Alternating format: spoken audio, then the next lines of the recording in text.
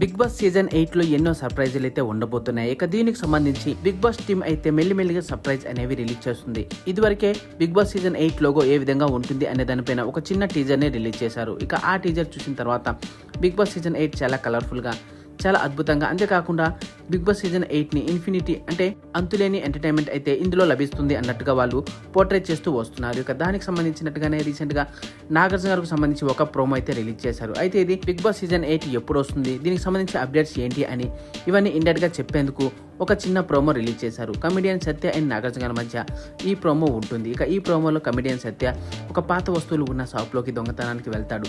ఇక అక్కడ అతనికి ఒక మాయా దీపం అయితే కనిపిస్తుంది. ఇక ఆ దీపాన్ని ఇలా రుద్దగానే అందులోంచి జీని ఏ విధంగా అయితే బయటకు వస్తుందో అలా నాగార్జున గారు జీని రూపంలో బయటకు వచ్చి సత్య గారితో మాట్లాడుతూ బిగ్ బాస్ సీజన్ 8 గురించి ఇండైరెక్ట్ గా కొన్ని హింట్స్ అయితే ఇచ్చారు.